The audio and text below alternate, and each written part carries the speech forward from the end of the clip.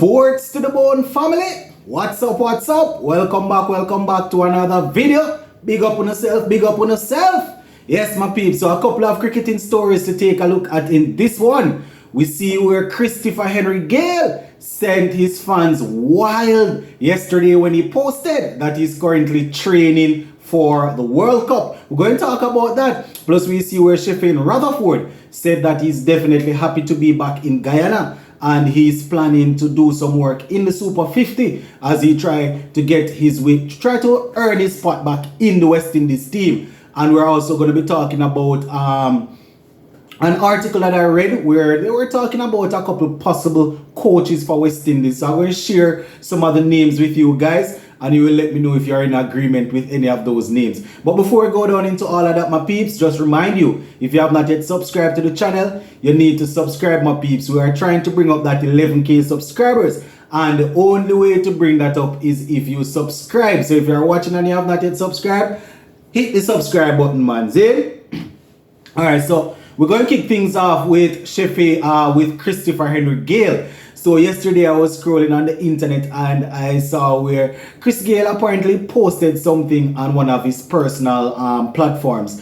And quite a few people would have screenshot it and it was trending yesterday all around. So it seems as if he was actually on a treadmill, doing some running on a treadmill, and underneath that, the picture that he took, he just wrote training for the World Cup. So I'm not too sure if Chris Gayle is trolling as relates to the World Cup that we just lost, or he's actually training to gain a spot in the 2023 ODI World Cup. We know the ODI World Cup will be in India, so probably he's training for that. You know, he's well loved over there in India. And we see where people would have posted that the youngsters weren't ready for this World Cup. They went and they weren't able to perform. So probably he's taking that as an invitation to say, yes, if I train and get myself back in shape, then I definitely stand a chance. So I'm not too sure how that is going to work though, because he has not been listed in the Jamaica Super 50 team. You know, the Super 50 team.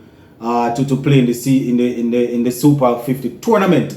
So I'm not too sure what he's going to do to make that team. Maybe he's going to be playing in a lot of T20 games, dominating those, and then work his way back in. But I just thought I would share that with you guys. You for those who follow this platform, you know where I stand already when it comes on to people making the West Indies team. Once you're able to consistently produce runs, if you're a batsman, if you're consistently able to produce wickets as a bowler, then you make the team, right? That is always my standpoint, that, you know, you don't just get in the team because of prior things. So Chris Gayle knows that also, and apparently that is why he's putting in the work. So I don't know if it's going to be the ODI World Cup or the next T20 World Cup that he's training for, but I just thought I would share that with you guys, all right? So the next thing that I want to talk about is middle order batsman from Guyana, Sherfane Rutherford. You know, he did an interview and he indicated that he's definitely looking forward to the Super 50. He's ready and he's going to use his Super 50 as a way to get himself back into groove, get himself going again as he look to work his way back to the West Indies team. So I have the article here that is covering the interview that he did. So what I'm going to do is just go straight ahead and share with you guys what Rutherford was saying. So this is what he had to say. Playing in the Super 50 for me is very important. I play every tournament extremely hard. Every cricket game I play very hard. He went on to say, it's been a long time since he have played. It's been a little while since he was involved in anything like that regional, but he's definitely looking forward to it and thing. You know, according to him, his mindset has changed a bit, where he's now looking to bat with more intent. He's looking to be more aggressive. And according to him, looking to be more aggressive does not necessarily mean being reckless. So he's looking to go out there, try and score, but not be too reckless, especially seeing that it's a Super 50 tournament. And, you know, he spoke about his family, you know, talking about You know, we know he recently became a father, saying that it's definitely it's good to be a father, and it's definitely driving him now to even work extra more harder than he was actually working. And you know, he said that, as I said, he's working his way to get back into this West Indies team.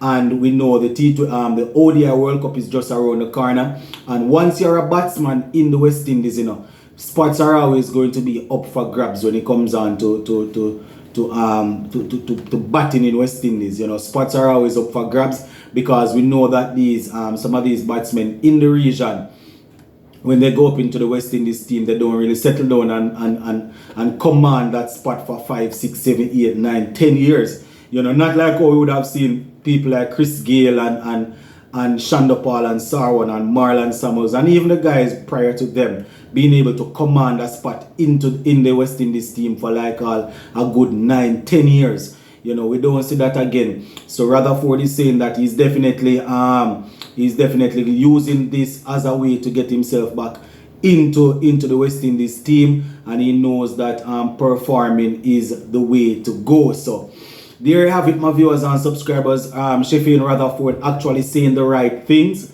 So I'm not too sure if it is a case where he's serious about representing West Indies on the long term, or you know, he's just trying to get some work in so he can be selected for the World Cup, play in the World Cup, and then, you know, just ghost for the next couple of months and play franchise cricket, and then when the World Cup come again, play a couple of games, get selected. You know the whole cycle. You know how our Caribbean players try to work it, because we can't stop a man from trying to earn maximum